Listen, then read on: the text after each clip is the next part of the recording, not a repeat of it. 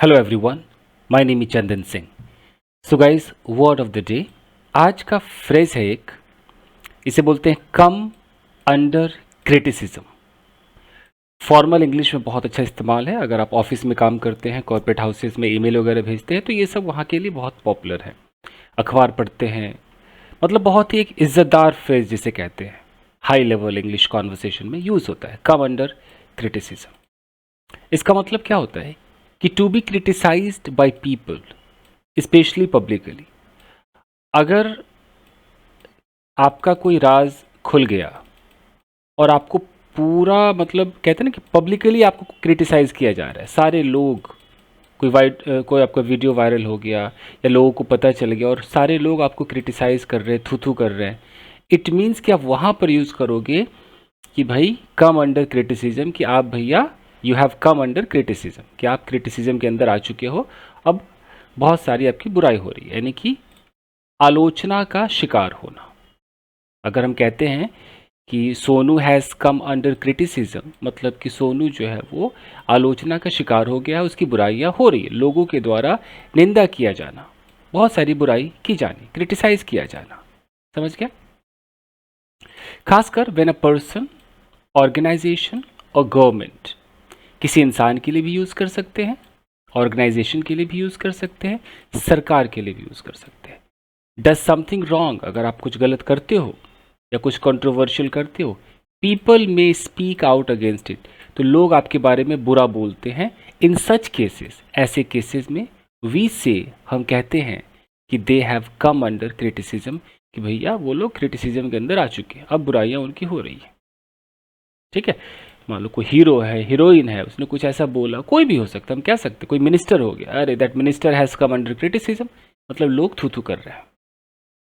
Examples देखिए, the minister came under criticism for his irresponsible statement, कुछ ऐसा statement दे दिया जिस वजह से वो क्रिटिसिज्म के अंदर आ गया, लोग उसकी बुराई कर रहे हैं।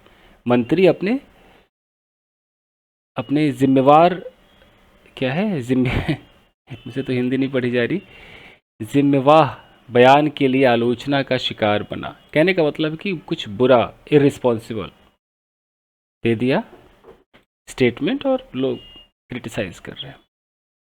The company came under criticism after the data breach, जब डेटा ब्रीच हो गया, जब कंपनी डेटा लीक के बाद आलोचना का शिकार बन गई। और देखिए, the actor came under criticism for his behaviour at the event, event में कुछ ऐसी ऐसी हरकत की होगी तो उसके लिए लोग निंदा कर रहे हैं। The school administration came under criticism for poor facilities, poor facilities दे रहे तो पूरा का पूरा जो स्कूल का एडमिनिस्ट्रेशन है उसकी बुराई हो रही, तो केम अंडर क्रिटिसिज्म।